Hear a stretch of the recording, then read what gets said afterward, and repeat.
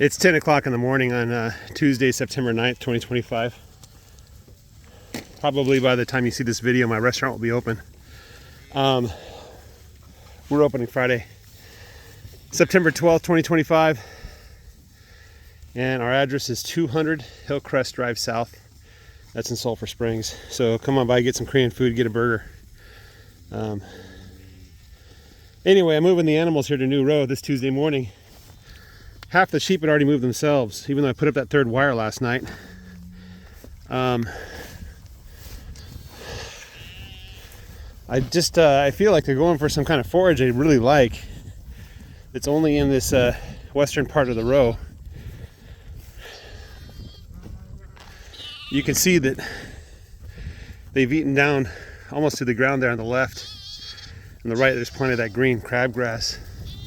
So probably today I'm going to start getting some of the protein supplement, see what they do with that. Come on, little guy. This little guy was missing his mother. Come on, you can cross the wire. I'll push you the right way. He still has a dry umbilical cord, but he's a pretty big boy. Come on. Come on. That's right. There you go. Jump. There you go. Hey, back. Yeah, that's a good dog. Come here. Come here. That's a good dog. No, I'm not. What are you? Come here. Let me give you a rub. You keep moving away from me. How can I rub you if you fall on the ground? All right. Yeah, I think it's time to, let me check the manure patties. Thinking of getting just a big 1,500 pound sack of, yeah, it's starting to pile up. They're short on protein. It's hard to tell because the sun is so bright and it's a clear blue sky. I'm wearing sunglasses because the sun is too bright. And so the shadows are very sharp. So maybe this one will, that one's been monkeyed with, but you can see it's starting to pile up a little bit. I want loose manure. Makes like a soft pudding consistency, not a jello. Sorry, I stepped on a dog's toe. And that one's okay, but it's a little bit on the upper end of okay. So, all right, it's time to feed these dogs. I've been torturing them long enough. I want them to stay close to the sheep and the cows now. So I'm going to feed them just across the wire. And I'm debating whether to go to the other side. I don't know. Hey, you guys need to get on the other side of the wire. Hey. What's wrong with your hoof? I'll get them pinned up in late September. I think the 28th is when they get pinned up. I'll check their hooves then. But yeah. A couple thoughts this morning. Let me get in the shade. It's not hot, it's just the sun is warm. So there's a channel I watch on YouTube, Shadiversity, and I've been watching it for a long time, and you know, he's been complaining for a while that YouTube is kind of screwing him over. And you know, from the beginning, it's like, why are you think you own your subscribers or your viewers that you've gotten through YouTube, but you know that's not true. You know the truth is YouTube owns those people because they keep coming back. And YouTube is the one that controls their own content and what they show it to who, right? So the content creators, you're just along for the ride, you know. You don't really have any control. YouTube wants you to create great content to bring more subscribers in and more regular viewers. But they really don't care about you other than that. And they'll exploit you if they can. That's just common sense, right? Having worked in the internet advertising industry for, oh gosh, I can probably say everything I've done on the internet was advertising of one form or the other. There's only a few projects I worked on that are definitely not part of advertising, more like order processing and fulfillment and stuff like that. But we don't, the companies that run these sites, YouTube doesn't own their subscribers. They don't own their viewers. Those people come and go. I think YouTube right now is not very popular. You just watch what the youth are looking at. They're not looking at YouTube anymore. And what's YouTube going to do to bring the youth in? They can't, right? They've already tried shorts and they've already tried this and that, and it's just not working, you know. YouTube's customer base is aging. Their creators are aging.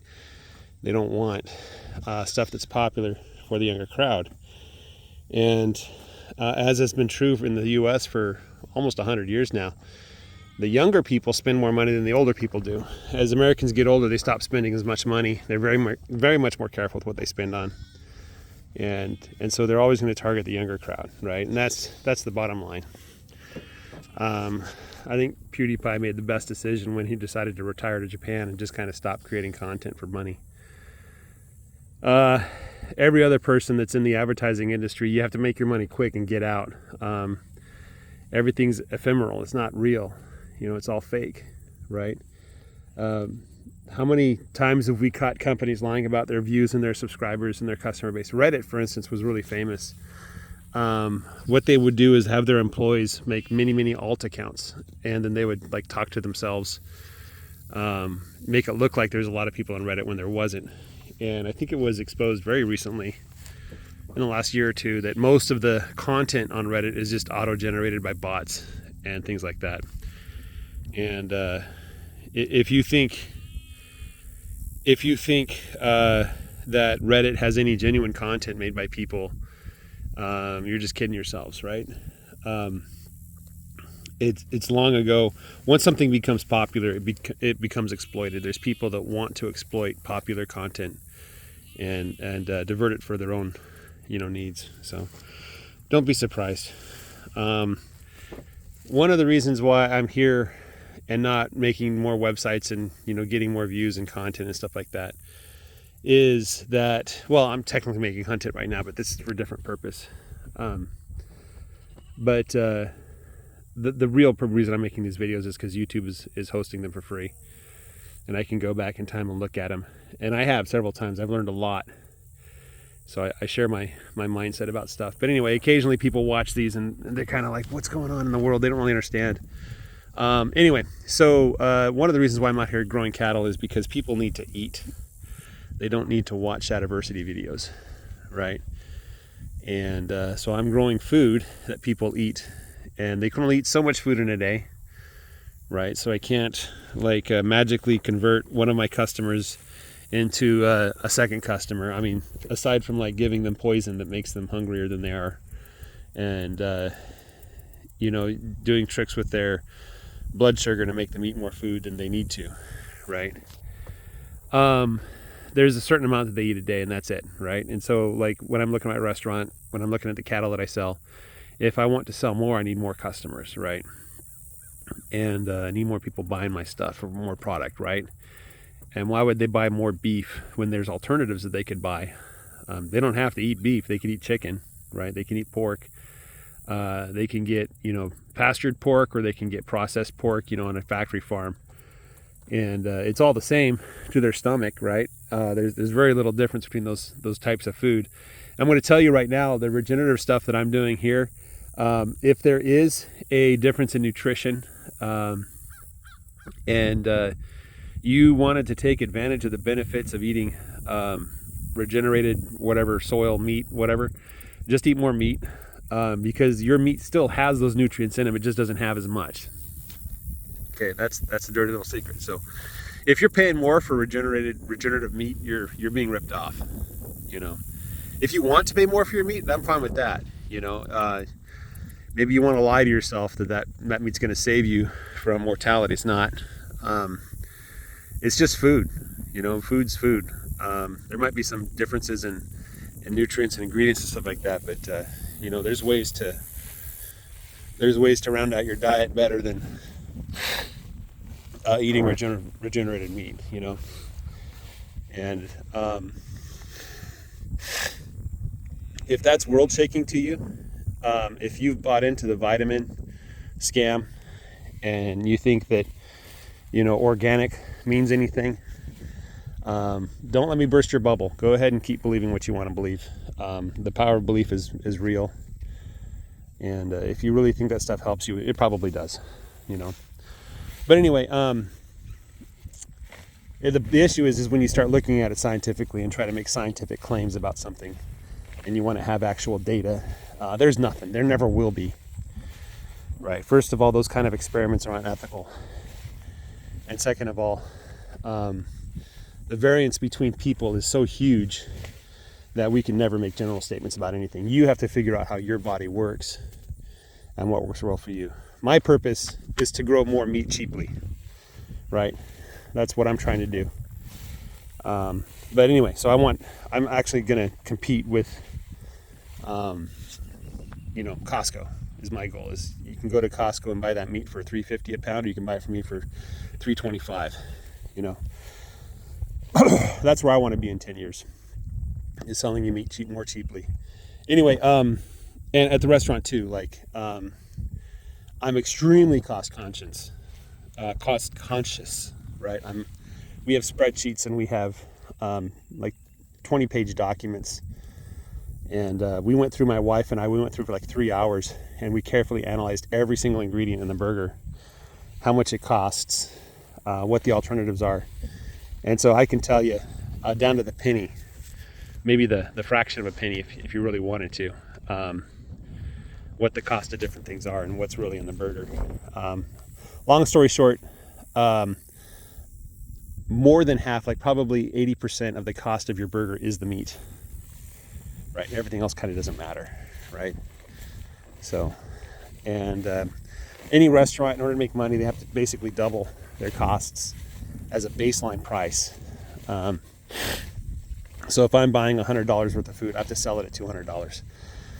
And if I'm not, then I can't cover my costs, and I'm going to go out of business. And the way that works is some of the products that I'm going to sell are not priced much higher than the cost, right? And then the other products, you probably know what I'm talking about because restaurants push these products on you. The cost is way lower, right? So the margins are much higher, and it all kind of averages out and balances out in the end, right? So we sat down and we said, how much are people going to pay for a meal when they come in our restaurant? And we put a number down on paper, and then we said, okay, how much of that is going to be this? How much of that is going to be that? And so, you know, if you come to our restaurant, order a meal, you're going to walk away, and the bill's going to be, let's see, if you tried to save a little money, probably around $13.